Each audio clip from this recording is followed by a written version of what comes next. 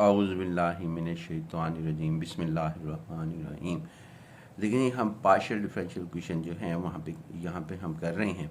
इसके अंदर हमारे पास ये है कि आपने ये ऑपरेटर्स हमने लिखे हैं। डी स्टैंड करता है सिंगल डी वन स्टैंड करता है first order partial derivative of any function with respect to x, और डी डैश स्टैंड करता है first order partial derivative of any function with respect to Y.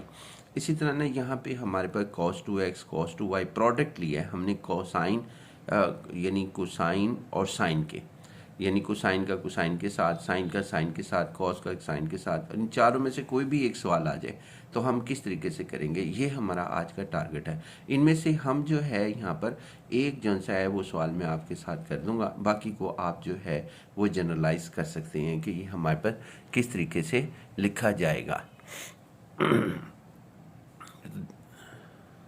तो यहाँ पर हम देखते हैं जी, इसके अंदर ये फार्मूले हम अप्लाई करेंगे। जब भी इनमें से फार्मूला आप ये देख लें गौर से कि ये फार्मूले हम जो है अप्लाई करेंगे। 2 sin a plus b over 2, और इसी तरह हमारे पास क्या कहते हैं ये sin a minus b over 2,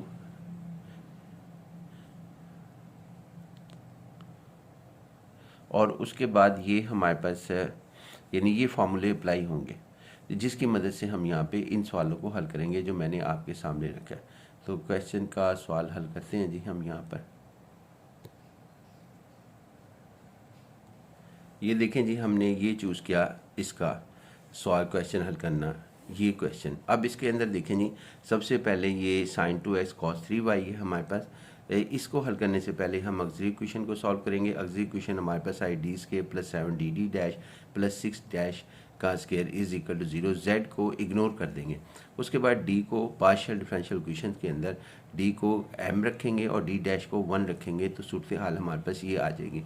उसके बाद फिर हम यहाँ पर इसके अंदर इसको हल करेंगे। तो m स्केयर आपके पास plus 7m plus 6 is equal to 0। इसके फैक्टर बनाए, ये फैक्टर हमने बनाए, फिर उसके बाद ये फैक्टर कॉमन लिए, और यहाँ पर आपके पास क्या कहते हैं इसको हल करते हुए हम जिस तरीके से एक कॉमन वे है इसलिए मैं एक्सप्लेन नहीं कर रहा। m is equal to -1 -6 different roots आपके पास आ गए। अब हम जो है इसको हल करेंगे ऑक्सिलरी इक्वेशन को, यानी कि पर्टिकुलर सोल्यूशन। अच्छा हाँ, ऑक्सिलरी इक्वेशन का हम ऑक्सिलरी इक्वेशन से पहले एक और बात रहेगी कि हम इसका कम्प्लीमेंट्री फंक्शन कैसे लिखेंगे। ये देखें, y इसको -1x, इसे -6x, और y साथ लिख देंगे, y माइनस 1x, और f1 इंडेक्स लिख देंगे, प्लस f2 आगे, उसके बाद y माइनस 6x ब्रैकेट के अंदर जो है वो हम यहाँ पर लिख देंगे। इसके अंदर ये 1 और ये 1 का ताल्लुक नहीं है, आप इसके साथ f3 लिख सकते थे इंडेक्स के लिए। उसके अलावा यहाँ पे ये सूरत हाल है कि जो हमारे पास ऑक्सिलरी इक्वेशन होगी, पर्टिकुलर सोल्यूशन कैसे मालूम करेंगे कि ऑक्सिलरी इक्वेशन जो हमारे पास होगी उसका रेसिप्रोकल कर देंगे 1/d का square plus 7d d dash plus 6d dash का स्केयर हमारे पास, और उसके बाद इसकी जो राइट हैंड साइड है, यानी right hand side sin 2x हमारे पास है और cos 3y है, इसको हम यहाँ लिख देंगे इसके साथ जो हमारे पास क्वेश्चंस के अंदर ये हिस्सा लिखा होता है राइट हैंड साइड। आप दोबारा भी चेक कर सकते हैं। फिर इसे हमने 2 से मल्टीप्लाई किया और 2 से डिवाइड किया, और उसके बाद ताकि हम जो है एक फार्मूला अप्लाई कर सकें। उसके बाद फिर हमने यहाँ पर 2 sin 2x आपके पास क्या कहते हैं cos 3y, हमने कहा जी आप इस तरतीब से लगाएंगे तो और फार्मूला अप्लाई होगा 2 sin cos 3, और अगर हम इस तरतीब से करेंगे यानी cos पहले ले आएँ बाद में sin ले आएँ तो इसका फार्मूला और हमारे पास होगा। तो ये दोनों इक्वल भी हो सकते हैं और नहीं भी हो सकते, इसका आंसर और इसका आंसर दोनों जो हैं डिफ़र हो सकते हैं और नहीं भी हो सकते, इनका और इनका आंसर। फ़िलहाल मैं इसके तहत कर रहा हूँ, यानी कि इसके 2 sin 2x cos 3y की वैल्यू जो सी है वो हम फाइंड आउट करना चाहेंगे कि वो वैल्यू हमारे पास क्या है। तो हमने इसको जो है sin 2x को जो है वो a प्लस बी ओवर 2 रख दिया, यानी ये देखें a plus b over 2 2x को हमने ये रख दिया, 3y को a minus b over 2 is equal to 3y रख दिया, a प्लस बी इसको दूसरी तरफ ले गए 4x और a minus b is equal to 6y हमने कर दिया। उसके बाद जी हमारे पास ये दो इक्वेशंस आ गए, इन दोनों को हमने ऐड किया तो 2a 4x प्लस 6y आ गया, a की value 4x plus 6y over 2 आ गई। और उसके बाद फिर हमने a की वैल्यू इसके अंदर सब्स्टिट्यूट की तो हमारे पास b की वैल्यू जो है वो हमारे पास ये आ जाएगी, b is equal to 2x plus 3y minus 6y 2x minus 3y। A और बी की वैल्यू आई, फिर हमने जो है इनकी वैल्यूज़ को हमने फार्मूले के अंदर सब्स्टिट्यूट कर दिया। 2 sine 2x cos 3y is equal to sine a, ये साइन ए था, और प्लस साइन बी हमारे पास था, प्लस साइन बी हमारे पास। तो हमने इसको थोड़ा सा यहाँ पर व्यू बेहतर कर लेते हैं जी हम यहाँ पर। अच्छा जी, उसके बाद ये देखें जी हमारे पास इस तरीके से। अच्छा फिर हमारे पास क्या हुआ, ये मैं कहना चाहूँगा कि इसको हम डायरेक्ट भी कर सकते हैं, ये सारी ए और बी ना लिखें, डायरेक्ट ही कर लें। अगर आप डायरेक्ट कैसे करेंगे जी, हम याद रखिएगा, अगर 2 साइन कॉस है, कॉस 2 साइन 2 है, यानी इसको हम पढ़ेंगे यहाँ पर 2 साइन और कॉस, इसका फार्मूला है साइन ए प्लस साइन बी, यानी इनकी प्रोडक्ट का फार्मूला ये होता है। तो हम सबसे पहले इन दोनों को ऐड कर देंगे, 2x प्लस 3y, ये देखें साइन 2x प्लस 3y, और प्लस लिखेंगे, अगर यहाँ साइन पहले होगा वो फार्मूले अलबत्ता आपको ज़रूर याद होने चाहिए, और फिर प्लस साइन आगे लिखेंगे 2x माइनस 3y, यानी ये डायरेक्ट भी हम कर सकते थे, ये ज़रूरी नहीं था कि ये सब चीज़ें a और b के साथ करनी चाहिए। फिलहाल आप दोनों से के साथ हम कर सकते हैं। उसके बाद फिर हमने 3 की वैल्यू जो है इन 2 के अंदर सब्स्टिट्यूट की, तो हमारे पास जो रिज़ल्ट आया पर्टिकुलर इंटीग्रल के अंदर वो ये आया, z p is equal to आपके पास 2x प्लस 3y और plus sine 2x minus 3y bracket close. उसके बाद फिर हमने इसके अंदर इस को हमने ऑपरेट कर दिया, यानी ये 1/d² plus 7d d dash plus 6 dash का पहले इसके साथ लिखा, ये देखें ये इसके साथ लिखा, 1/2 भी इसके साथ आएगा। उसके बाद फिर प्लस 1/2 ये दोबारा हमने इसके साथ लिखा, ये साइन 2x माइनस 3y, यानी ब्रैकेट ओपन की है, ये स्क्वायर ब्रैकेट। तो आपके पास ये रिज़ल्ट हमारे पास आएगा इस तरीके से, ये रिज़ल्ट आ गए दोनों को मल्टीप्लाई करके। फिर हमने पर्टिकुलर इंटीग्रल को हल करना शुरू किया, पहले को हमने I1 कह दिया, इसे I1 कह दिया, इसे I2 कह दिया। अब पर्टिकुलर इंटीग्रल में I1 को मैं अलहदा हल करूँगा, I2 को अलहदा हल करूँगा। इससे एक और बात सामने आती है कि अगर सवाल I1 का होगा, यानी फॉर एग्जांपल ये सवाल ही नहीं है, यानी कि ये आपके पास सवाल ही नहीं है ये वाला, तो फिर आपको सिर्फ यही हल करना पड़ेगा।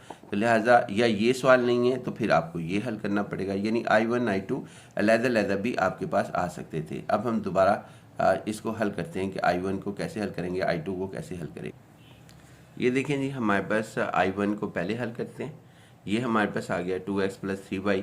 इसमें रूल ये होता है कि जो s का कोफिशिएंट होता है उसे हम d² उसका स्केयर लेते हैं, और d² इज इक्वल टू -2 का स्केयर इज इक्वल टू -4, और फिर उसके बाद ये हमारे पास है 3, इसका भी स्केयर लेंगे और माइनस से मल्टीप्लाई करेंगे और इसे d डैश के स्केयर के इक्विवेलेंट हम लिखेंगे, उसकी जो कि इसका आंसर ये आएगा। और d डैश हमारे पास क्या होता है कि इन दोनों को s का कोफिशिएंट और y के कोफिशिएंट को आपस में मल्टीप्लाई करेंगे तो फिर हमारे पास ये -6 आ जाएगा। ये बात हमने इससे ज़्यादा मरतबा कही है और समझाया है पिछले लेक्चर्स के अंदर। 1/2 एज इट आ गया, d² की वैल्यू -4 हमने पुट की, d डैश का स्केयर -9 सब्स्टिट्यूट किया इधर, और उसके बाद d डैश -6 के यहाँ पे वैल्यू एजेंसी है वो पुट की। तो हमारे पास इसको हल कर लेने के बाद हमारे पास 1/-100 हमारे पास आंसर आया। और ये चीज़ हम साथ साथ लिखते रहेंगे।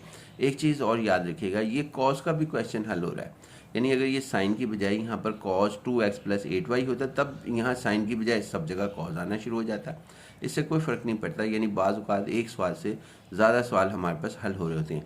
हम यहाँ आते हैं जी 1/-200, तो ये हमारे पास आ गया जी 1/-200 साइन 2x प्लस 3y, जिसको I1 की वैल्यू लिखी और इसे हमने I5 कह दिया। अब हम करते हैं जी I2 की वैल्यू। I2 हमारे पास जो मल्टीप्लाई करके हमारे पास हासिल हुआ था वो I2 अब हम यहाँ पे सॉल्व करते हैं।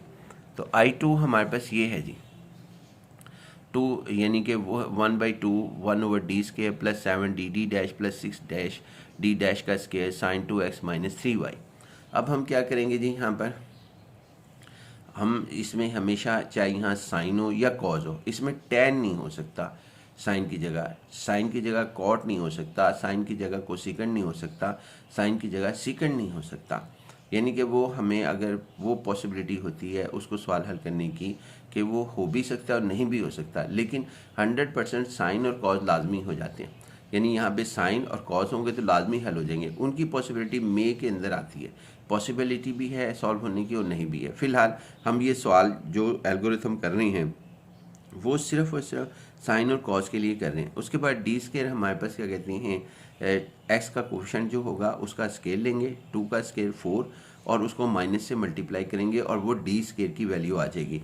फिर इसी तरह वाई का कोफिशिएंट लेंगे और डी वाई का कोफिशिएंट का स्केयर -3 का स्केयर और उसे माइनस से मल्टीप्लाई करेंगे और आंसर -9 हमारे पास आ जाएगा।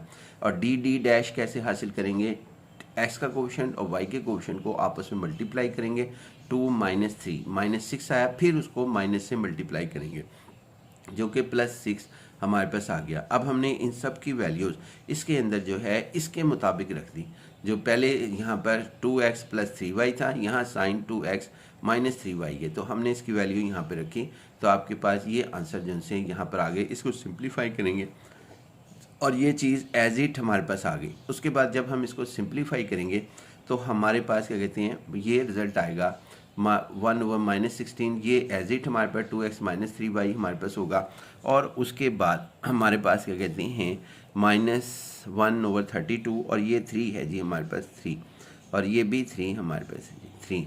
तो ये हमारे पास इसका रिज़ल्ट -1/32 होगा। अब ये I2 की वैल्यू 6 में है और I1 की वैल्यू जो है वो हमारे पास क्या कहते हैं 5 में है। इन दोनों वैल्यूज़ को हम सब्स्टिट्यूट करेंगे जहाँ पे ZP के सोल्यूशन में। सब्स्टिट्यूट जी 5, 6 इन 4, आप देख लीजिएगा वहाँ ZP = I1 + I2 लिखा हुआ है, तो ये वैल्यूज़ हमारे पास हैं जी। तो इसके अंदर ये हमारे पास है जी, एक के अंदर है 2x, I1 में है 2x + 3 + 3y और ये है जी हमारे पास 3 हमारे पास -1/32 साइन 2x - 3y ये हमारे पास है जी।